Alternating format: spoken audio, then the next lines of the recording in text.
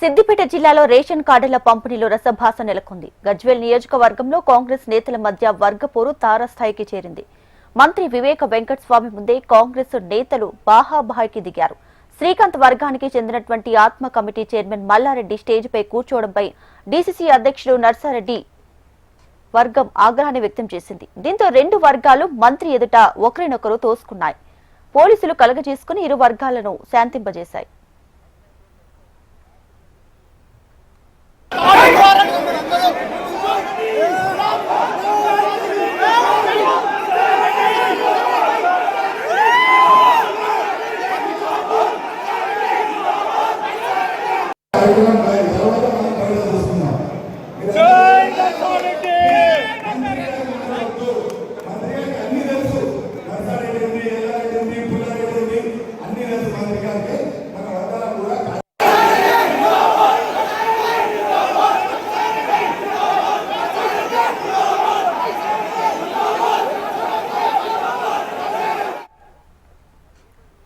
సిద్దిపేట జిల్లాలో రేషన్ కార్డుల పంపిణీలో రసభాస చోటు చేసుకుంది. గజ్వేల్ నియోజకవర్గంలో కాంగ్రెస్ నేతల మధ్య వర్గపోరు తారాస్థాయికి చేరుకుంది.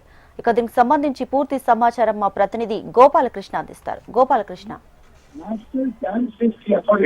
సిద్దిపేట జిల్లాలో ఇప్పటికే 2-3 సార్లు కాంగ్రెస్ పార్టీలో ఉన్నటువంటి అంతర్గత విభేదాలు బయటపడ్డాయి. ముఖ్యంగా గజ్వేల్ నియోజకవర్గంలో సిద్దిపేట జిల్లా అధ్యక్షుడు డీసీసీ అధ్యక్షుడు నర్సారెడ్డి ఉంటారు. ఆ తర్వాత మరో వర్గం శ్రీకాంత్ నాయకుడు వర్గం. ఈ రెండు వర్గాలు కూడా గత రోజులుగా వారి వర్గ విభేదాలు కొనసాగుతూ వస్తున్నాయి. ఈ రోజు జరిగినటువంటి రేషన్ కార్డ్ పంపిణీ కార్యక్రమంలో మంత్రి వివేక్ పాల్గొన్నారు. అక్కడ స్టేజ్ పైన సంబంధించిన అంశంలో రెండు వర్గాల మధ్య విభేదాలు ఘర్షణ దాకా వెళ్ళాయని చెప్పుకోవచ్చు.